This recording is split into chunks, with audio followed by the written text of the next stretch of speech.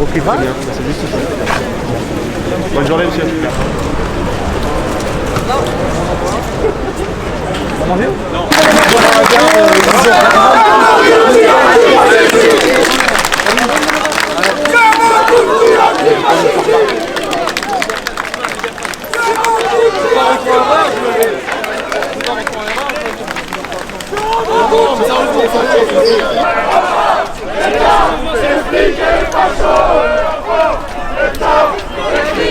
Allez, on avance!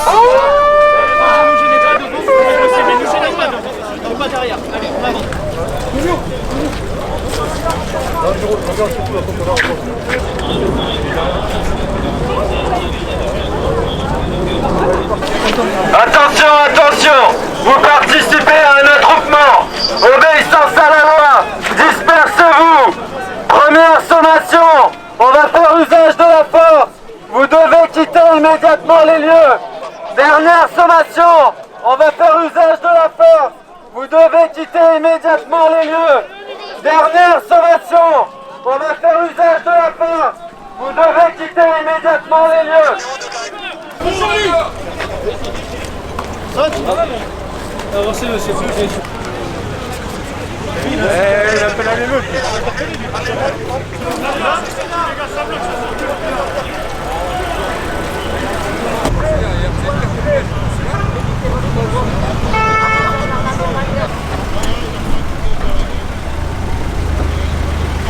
J'en sais rien du tout, monsieur. Je suis désolé, je connais pas la zone.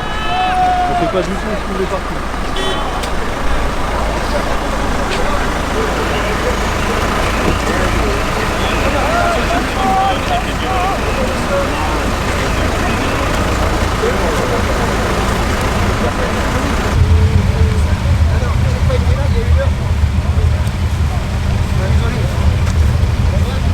J'ai déclaré la manifestation légale. Vous restez à droite, vous Il m'arrête. Voilà. Thierry Paul Valette, il m'arrête. Vous avez votre carte de presse? Les cartes de presse apparentes. Thierry Paul Valette, il m'arrête. J'ai déclaré la manifestation. Et je suis pacifiste.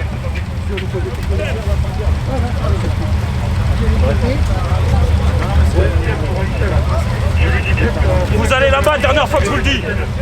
Vous allez là-bas, dernière fois que je vous le dis là. Vous allez derrière le poteau, vous avancez.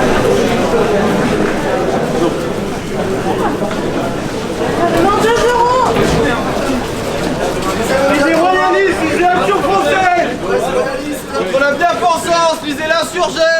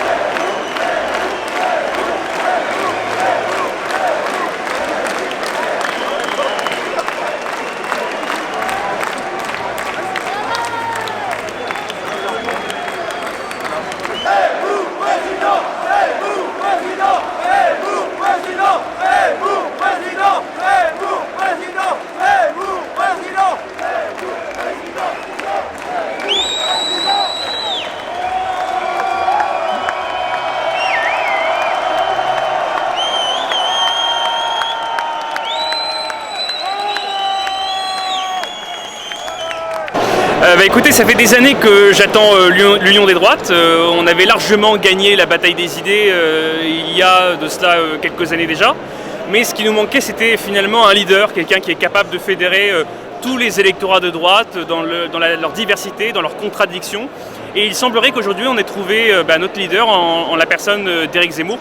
Donc j'ai vraiment hâte d'entendre son discours qui, j'imagine, sera magistral comme d'habitude.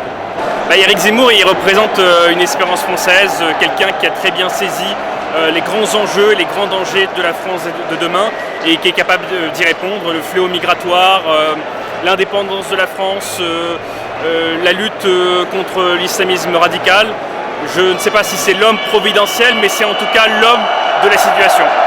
C'est que Éric Zemmour, ce n'est pas un professionnel de la candidature, c'est quelqu'un qui était dans le monde politique, dans le monde des idées, dans le débat des idées, qui parlait sans arrière-pensée derrière, donc qui était donc sincère dans son discours, et qui aujourd'hui se présente à la présidentielle dans le but de sauver la France et non pas de faire carrière comme certains qui ont l'habitude d'être candidats à la présidentielle tous les 5 ans. 15, on va encore attendre 20 minutes peut-être pour que tout le monde...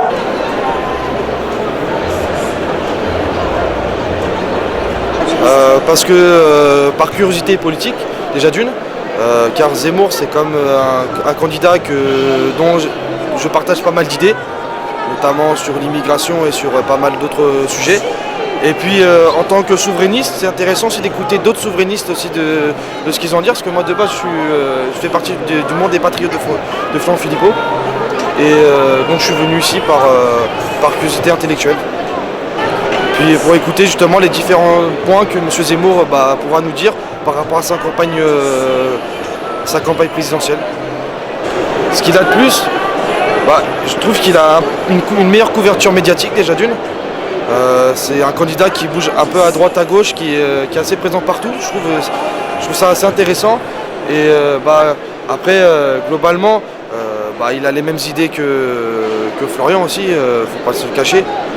Et justement, j'ai envie de découvrir qu'est-ce qu'il aurait de plus par rapport aux autres grâce à ce meeting-là, pour écouter vraiment les idées qu'il a proposées, quoi.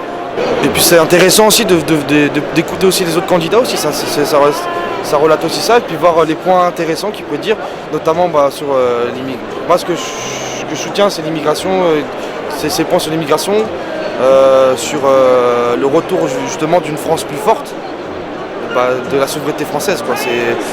Donc c'est vraiment des points qui sont intéressants dans ce qu'il dit. Et puis surtout, il a parlé aussi récemment sur son Instagram de la baisse des impôts. Ça, c'est aussi relativement quelque chose d'intéressant aussi. Donc à voir qu'est-ce qu'il pourrait nous dire aujourd'hui et faire en sorte de pouvoir écouter et analyser ce qu'il pourrait nous dire aujourd'hui.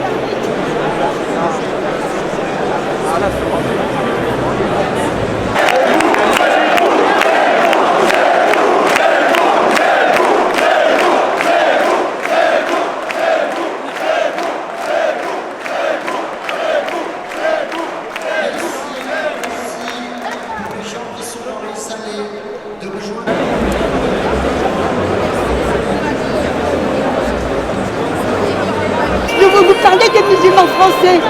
Et moi, je ne suis ni anti-musulman, ni anti, rien du tout.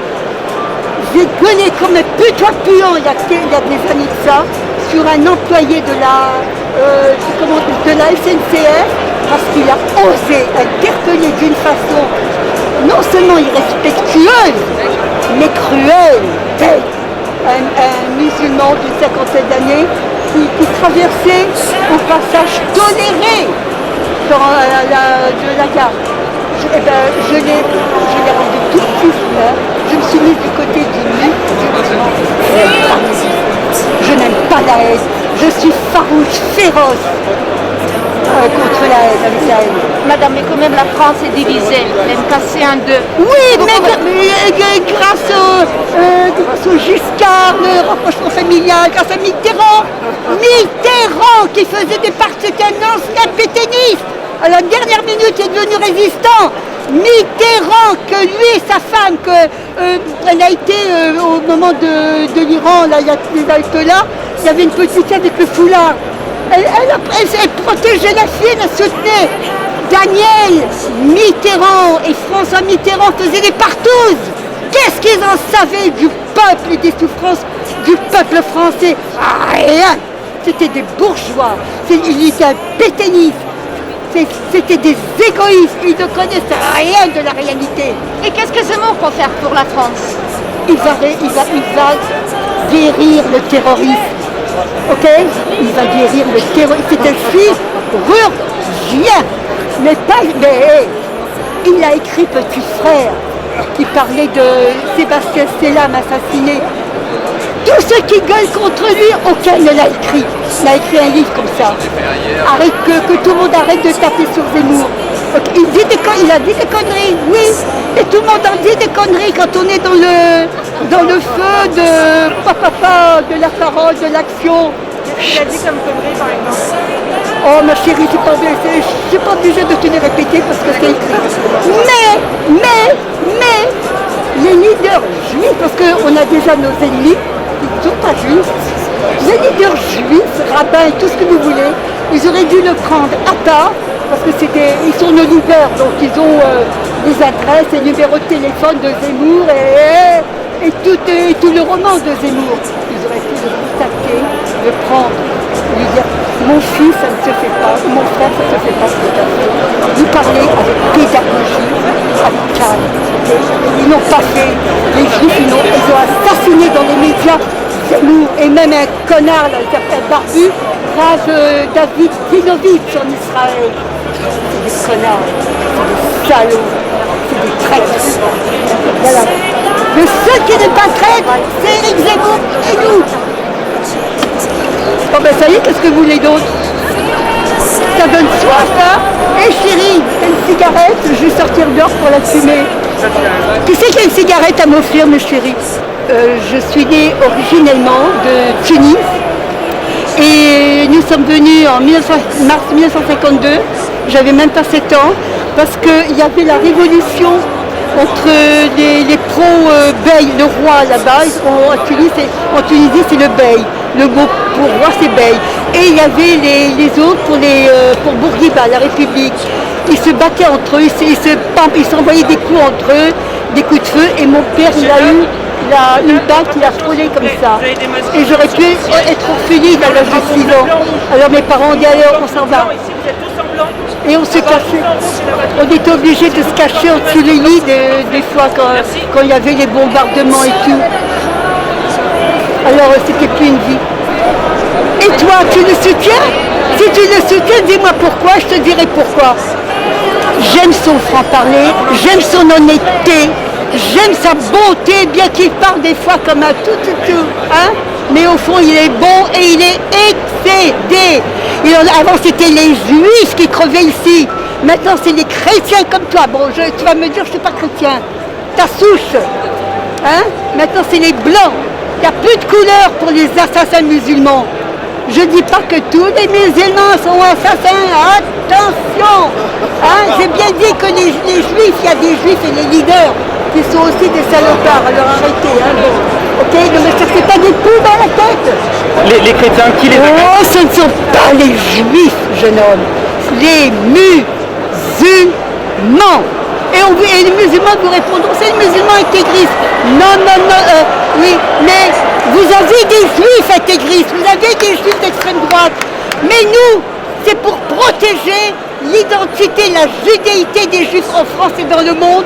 Et c'est pour protéger la judéité et l'identité juive en Israël, nos frontières. Israël a été envahi par 19 différents peuples. Ok, on est expulsé, on est en Afrique du Nord depuis le roi David. On est en France avant l'an 0 et on nous traite d'envahisseurs, d'occupants. Israël a été décapité. Le Liban, la moitié sud de la Syrie, la moitié sud de l'autre, la Turquie, Gaza, ce côté gauche, elle a été amputée de toute sa droite. La Jordanie, c'était la Judée-Samarie.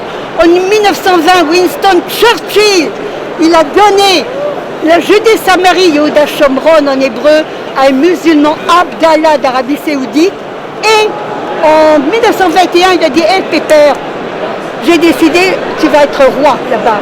Le pays juif, Jordanie, Israël est amputé de ses pieds, le Sinaï, amputé de partout et décapité. Et on nous traite d'envahisseurs et les pro-palestiniens, non. Palestinien, ça veut dire envahisseur. Depuis 132, par Adrien, 132.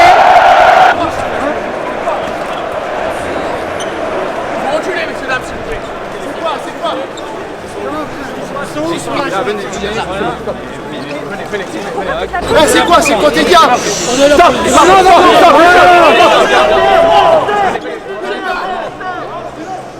Attends, vous les mettez là-dessous, vous les mettez en bas. Ça va bien faire. Ah non, ça va.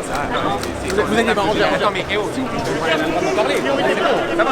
Qu'est-ce qui s'est passé? Écartez-vous! Écartez-vous! C'est vous, il va y avoir porte là-bas où il va rentrer. Poussez-vous. Écartez-vous! Soit tu t'écartes, soit tu t'écartes! Écartez-vous! Écartez-vous! Allez, stop! Venez. Stop! Attendez, c'est quoi le délire? On laisse rentrer pas les journalistes, on laisse rentrer comme Personne, pas de journaliste, c'est la dernière! Il n'y a que les trois de président qui rentrent. C'est pas rentré. C'est pas rentré.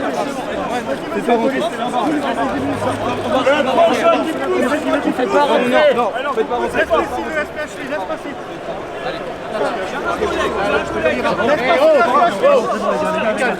Calmez-vous les gars. Ceux qui n'ont rien à faire là-dedans. Allez, les journalistes, vous reculez maintenant, monsieur là. Le monsieur là. Ça recule! Allez! On recule, messieurs! On recule, s'il vous plaît! Laissez passer, s'il vous plaît. Il rentre, il ressort. Il rentre, il ressort, il fait sortir ses collègues journalistes. Vous restez là. Il rentre pas, les gars. C'est bon, c'est bon.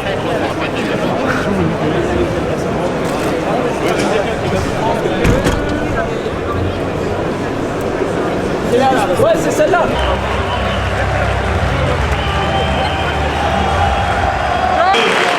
Cette école où j'ai moi-même été accueilli, cette école où j'ai moi-même pu bénéficier d'enseignants remarquables, et cette école qui aujourd'hui se disloque, cette école patriote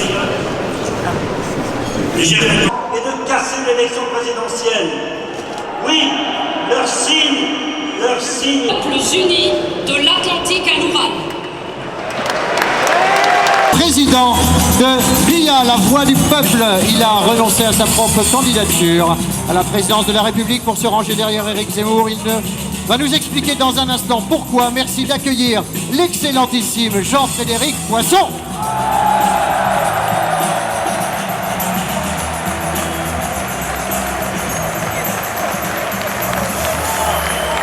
Nous croyons qu'elle doit être présente dans le monde en étant indépendante et non pas dictate à l'exercice du pouvoir, sans doute plus que toutes les autres. Elles sont la condition du succès et tant que des concurrents en font des pauvres.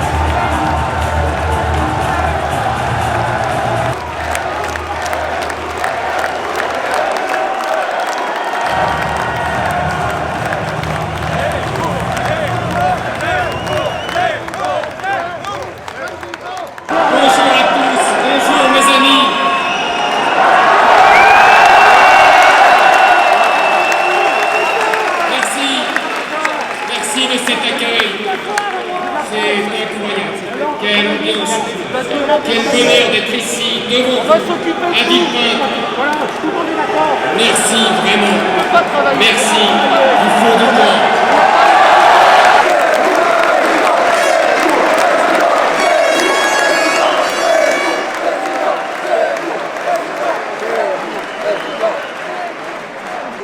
J'ai entendu les mots de ceux qui ont parlé avant moi. Je les remercie. Merci mes amis. Merci d'être ici. Merci de votre soutien. Le grand rassemblement commence enfin aujourd'hui. Vous êtes près de 15 000 personnes aujourd'hui. 15 000 Français qui ne baissent pas les yeux et qui sont déterminés à changer le cours de l'histoire.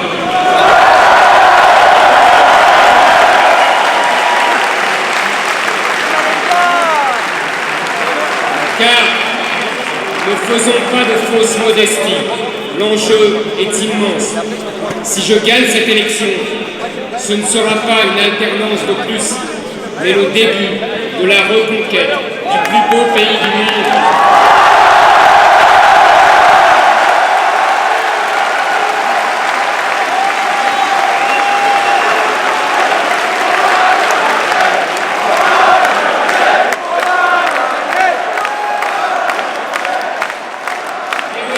Depuis ces 40 dernières années, économie, écologie, pouvoir d'achat, services publics, immigration, insécurité, aucun des chapitres majeurs de l'action que nous devons mener n'échappe au projet sérieux et complet que nous commencerons aujourd'hui à dévoiler aux Français.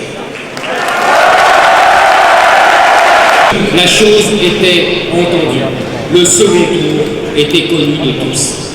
Et Macron ne pouvait que gagner.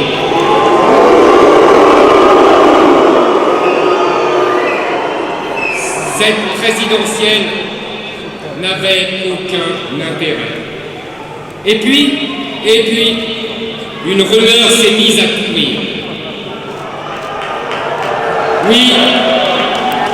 Oui, je vous l'avoue, j'ai longtemps hésité.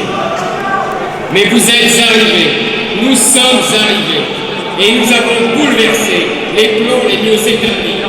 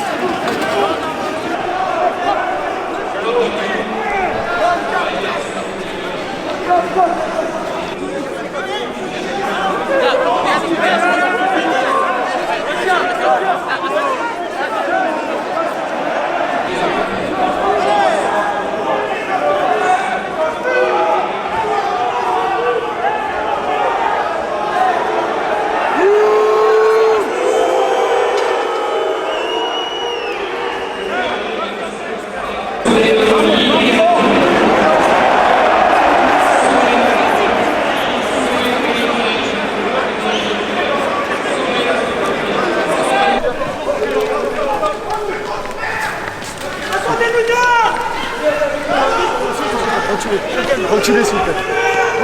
Reculez.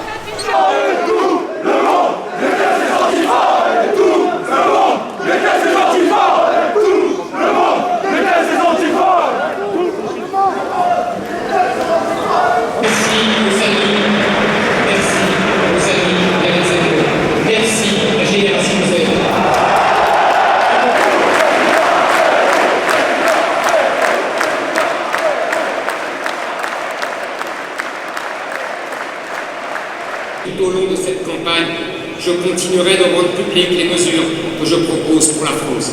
Notre projet politique s'inscrit dans la durée. Nous nous engageons pour les décennies suivantes et pour les prochaines générations. Et sur le long terme, puissance prime avec éducation. Pour l'école, nous serons du côté de l'excellence.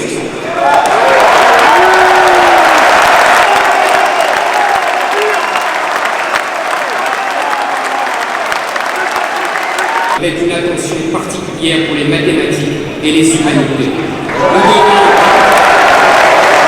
devons retrouver ce modèle qui a fait notre succès hier et qui fait aujourd'hui la réussite des pays asiatiques qui nous ont imités. Culture classique, études scientifiques, valorisation des savoir-faire manuels, transmission des savoirs et culte du mérite et de l'excellence.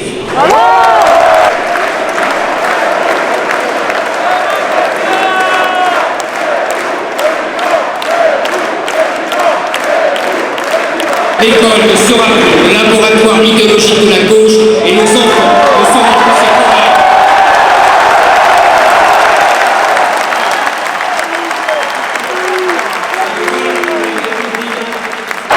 Reprenons notre destin. Je veux maintenant parler à ceux qui sont français. Oui, je fais une distinction entre qui est français et qui ne l'est pas. Non, je ne renverrai pas certains Français. Oui, je tends la main aux musulmans qui veulent devenir nos frères. Beaucoup le sont déjà.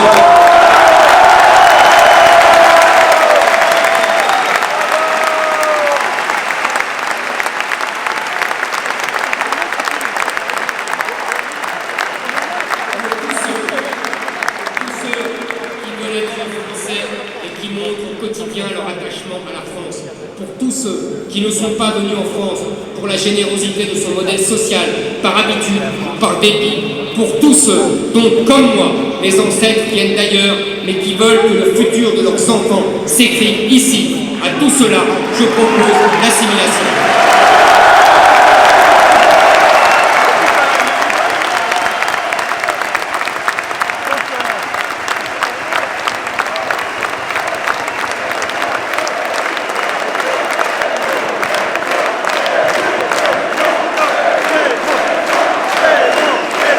Les solutions que les Français réclament depuis des décennies. Aux grands mots, les grands remèdes. La France ne peut plus tergiverser. Ce combat, je ne peux pas le mener sans vous. J'ai besoin de vous.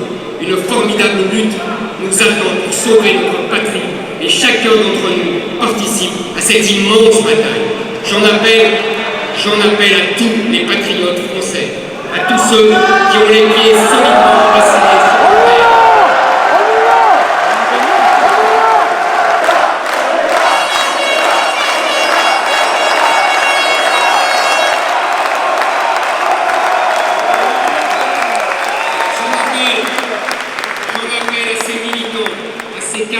À ces électeurs du Front National qui voient leurs idées végéter dans une opposition stérile depuis des décennies.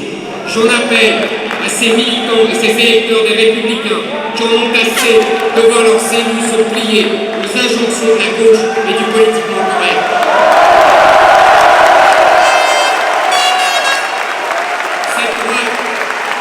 Cette droite amoureuse de la France est majoritaire dans notre pays.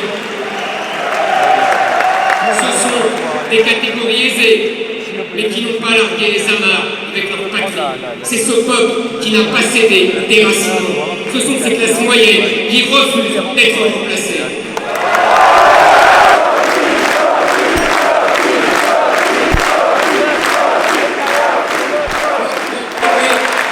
Oui, j'étais là. J'observais, je notais, mais il y avait surtout Chirac, Giscard, Juppé, Bayrou, Sarkozy, Macron et d'autres. On y promettait alors que l'immigration serait réduite à zéro, que la solidarité nationale serait réservée aux Français et que le droit du sol serait abrogé.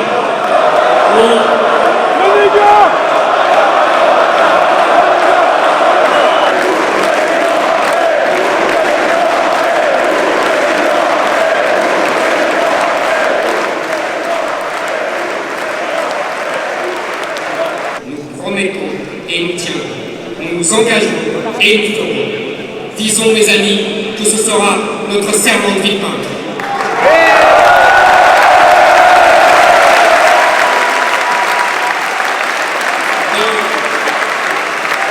Mais le serment de villepinte qui effacera 30 ans de renoncement et de lâcheté, 30 ans au cours desquels le peuple fut divisé, séparé, ostracisé, avec des électeurs du Front National traités comme des parias et des électeurs de LR intimidés, terrorisés par une gauche qui décidait souverainement qui était républicain, qui ne l'était pas, qui était dans le camp des bons, qui était dans le camp des mauvais.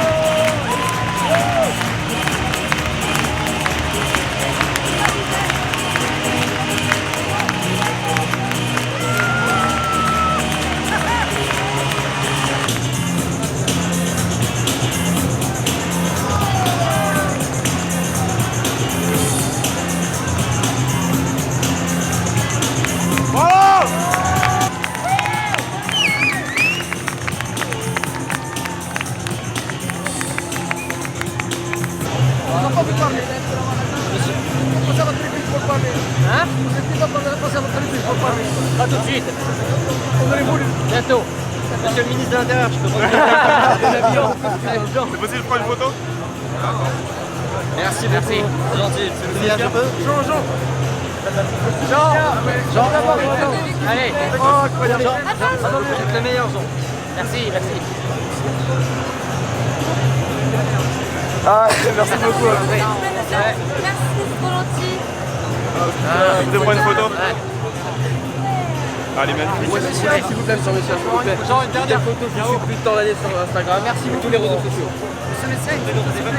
Merci beaucoup, bon courage. Merci, bon courage pour l'Institut Apollo. Merci beaucoup. Je l'ai trouvé très bon, encore meilleur qu'il a été jusqu'à maintenant. Ce soir, il nous regonfle à 200%. Il a exposé tout son, disons, tout son programme. Bon, c'est pas thématisé, mais c'est quand même bien exposé. Et c'est ce que j'étais venu rechercher. Donc je repars gonflé dans ma Loire-Atlantique. Voilà. Qu'est-ce que j'ai retenu? Les principales questions, c'est-à-dire le délitement de la France qui existe et qu'il dénonce lui-même depuis 30 ans, 20 ans peut-être, et que personne ne veut voir. Les islamo-gauchistes sont enfermés dans une idéologie, mais ça on ne se laissera pas faire. Alors, ces antifas, je leur fais ce que Éric Zemmour a fait en partant en voiture l'autre jour, tout simplement. Mais je ne leur ferai pas parce que je ne leur ferai pas cet honneur, monsieur. Les antifas, on les ignore. Voilà. C'est tout. C'est pas par la violence et surtout par ce qu'eux se proclament, alors que ce sont eux les racistes, les fascistes. Nous sommes bien d'accord. Rien d'autre à ajouter, monsieur. J'ai trouvé formidable. J'ai vraiment apprécié son discours. C'est très bien écrit. Il utilise des mots qu'on n'avait pas l'habitude d'entendre dans les meetings. Quand il parle de nos anciens, de transmettre ce que nos anciens nous ont transmis. J'ai trouvé ça vraiment très intéressant. Il a développé ses visions économiques. Donc on ne peut pas lui reprocher qu'il n'a pas une vision économique.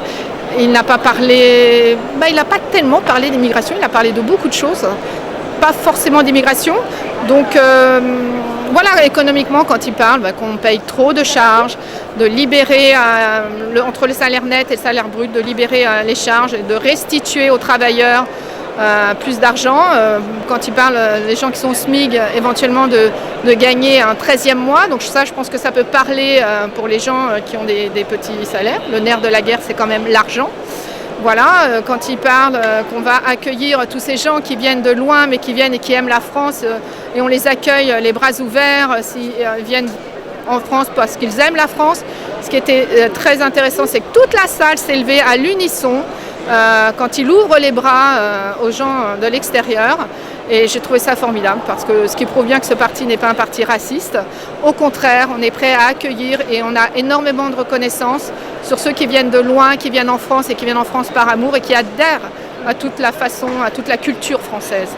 Mais M. Zemmour n'est pas raciste et voilà, je veux dire, tous ceux qui viennent de loin et qui viennent et qui aiment la France, mais c'est au contraire une reconnaissance et c'est un choix formidable qu'ils ont fait. Donc M. Zemmour n'est pas un raciste et ce qui était très intéressant de voir, et j'espère que les journalistes vont le montrer, quand il a fait l'accueil à ces gens qui viennent de loin, ces étrangers qui viennent en France, toute la salle s'est levée pour accueillir et bien faire comprendre qu'on est super content quand il y a des gens qui viennent de loin et qui aiment la France et qu'on les accueille comme nos frères, comme nos mères, comme nos frères, comme nous. Ils deviennent comme nous et on les aime parce qu'ils deviennent comme nous. Franchement, une ambiance formidable. Des gens très motivés, dans la joie. Quand M. Zemmour nous dit voilà, on doit chanter, on doit rire, on doit être dans la joie, voilà, je trouve que c'était très très positif. Et une ambiance formidable. Franchement, j'ai déjà fait quelques meetings et là, j'ai rarement vu une ambiance comme ça. Voilà. Ça fait chaud au cœur en fait. Sa vidéo était formidable, je trouve que techniquement parlant c'est beau, le texte est beau, les images sont belles, ça fait chaud au cœur. Et sa vision de la France est sympa dans le passé, dans le présent et dans le futur. Surtout dans le futur, elle est très intéressante. Voilà. Je lui souhaite beaucoup de succès. Je lui souhaite pour lui, pour nous, beaucoup de succès. Ok ?